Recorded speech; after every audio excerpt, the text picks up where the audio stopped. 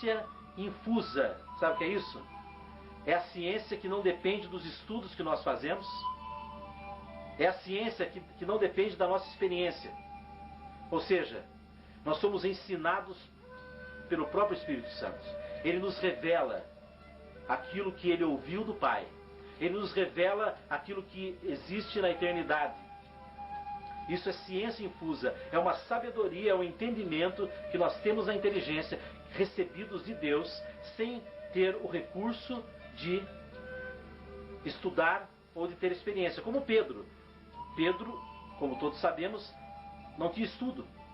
Só que quando ele abria seus lábios para falar de Jesus, ele falava com uma sabedoria imensa. A ciência infusa manifestava-se nele. E ele então, mesmo sem ter estudo, tinha uma compreensão muito maior. Então nós temos esse auxílio para nós. E é claro, nós podemos utilizar essa sabedoria em todos os sentidos da nossa vida. Na educação dos nossos filhos, no relacionamento do nosso matrimônio, na nossa vida profissional, na nossa vida de lazer, no conhecimento pessoal de nós mesmos, do nosso interior, organizar aquilo que às vezes se desorganiza em nossa vida através de acontecimentos que surgem. Tudo isso requer uma ajuda, uma força maior que venha sobre nós para que nós possamos atingir uma atitude perfeita ou próxima da perfeição.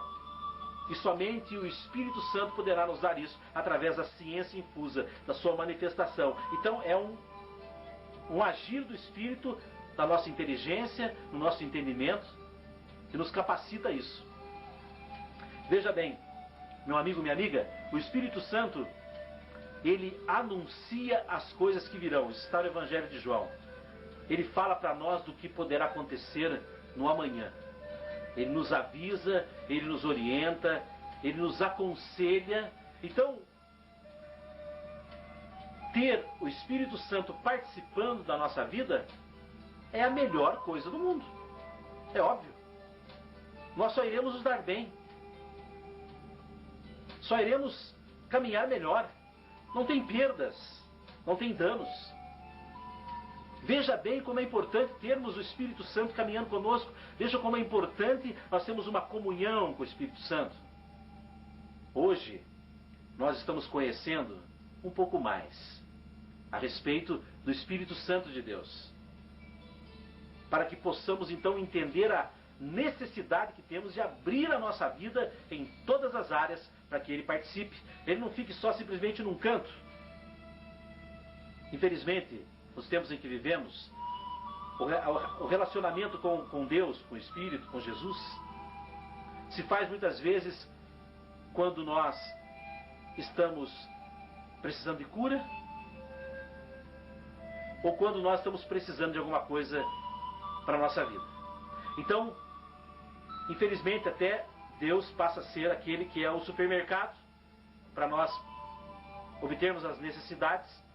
Deus passa a ser a farmácia para nos curar das nossas doenças.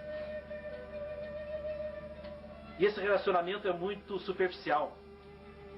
Deus, é claro, na sua misericórdia, nos atende, nos cura, sim, mas não é o principal. O principal não é Deus nos atender quando nós precisamos. O principal é Deus participar da nossa vida para que a nossa vida seja uma vida preventiva e não remediada.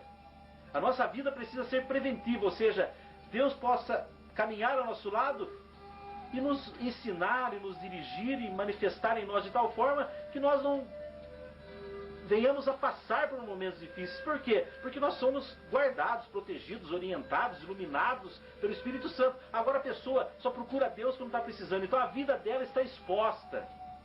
Ela caminha por ela mesma, simplesmente pela sua inteligência, pela sua razão, pelo que ela conhece e acha que é o certo e o melhor. Agora, será que a pessoa, o ser humano, sabe o que é o certo e o que é o melhor? Não sabe. Nós somos muito limitados, irmãos.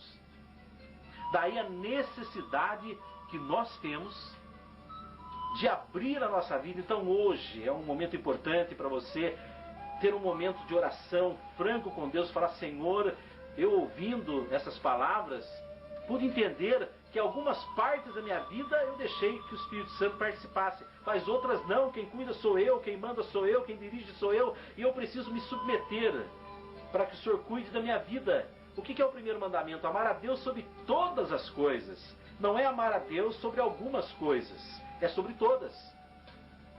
E nós pensamos que Deus é que se prejudica se nós deixarmos Ele agir em nossa vida. Não, Deus não depende disso. É nós que dependemos dele. Quem será prejudicado se deixar Deus de lado somos nós. Nós iremos tomar atitudes erradas. Nós iremos caminhar de forma errada. Iremos aconselhar de forma errada. Iremos ter uma visão limitada, como nós falamos, um palmo na frente dos olhos. Agora, se o Espírito Santo nos guiar, não. Tudo será diferente. Ele é maravilhoso. Ele participa mesmo. Quantas maravilhas eu tenho experimentado em minha vida, nesses 24 anos que caminho com Deus. Eu posso dizer a você, eu teria hoje muito mais problemas, muito mais dificuldades, muito mais sofrimentos, se o Espírito Santo não participasse da minha vida. Então os meus sofrimentos são pequeníssimos, minhas dificuldades menores. Mas por quê? Porque Deus participa da minha vida. Eu entrego para Ele. E quero que Ele participe. Às vezes, é claro, certas coisas que nós iríamos realizar sem Ele, nós não realizamos com Ele, porque não serão boas para nós. Então, às vezes, a pessoa que está nesse processo de começar a se entregar totalmente na mão de Deus, ela reluta. Ela tende a querer não entregar certas áreas da vida, porque ela fala, puxa vida, mas aí vai ser do jeito de Deus e não do meu. Exatamente, será do jeito de Deus e não do seu. Agora eu digo a você, o jeito de Deus não é melhor que o nosso? Às vezes, aparentemente, o nosso jeito é melhor, mas se você for ver depois, com o caminhar, você verá, não, o jeito de Deus foi o melhor. Então digo a você, meu amigo, minha amiga, o Espírito Santo também anuncia para nós aquilo que vai vir. Essa também é uma característica dele. Mas veja bem, quero dizer a você, o Espírito Santo, ele também é repouso em nós. Muitas doenças, muitas enfermidades, segundo a pesquisa de médicos, é atribuída a essa maneira de viver atual. Corrida. As pessoas fazem muitas coisas ao mesmo tempo, as pessoas têm muitos compromissos e acaba não pensando nela. Ela, principalmente a dona de casa, preocupa com o marido, preocupa com os filhos, preocupa com a casa, às vezes tem que trabalhar, e ela se preocupa com tantas coisas e não se preocupa com ela. Não se preocupa com ela. Não cuida dela. E isso vai causando danos, porque nós não fomos concebidos, formados para essa constante movimentação que acontece em nossa vida. É como se você fizesse o motor de um carro para andar a 80 km por hora. Esse era o limite para aquele motor.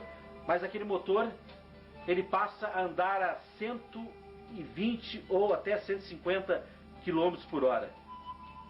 Talvez no primeiro ano ele ande bem, no segundo, mas logo no terceiro ou quarto ano ele vai pifar. Porque aquele motor não foi feito para comportar a velocidade de 120, porque ele foi feito para comportar a velocidade de 80. Então, na nossa natureza humana, nós não fomos formados para caminharmos nessa velocidade que hoje o ser humano caminha. Então isso traz danos para nós, porque nós não temos estrutura para isso. Estrutura psicológica, estrutura física, estrutura mental, estrutura espiritual. Então isso passa, depois de algum tempo, a refletir em nós de diversas formas.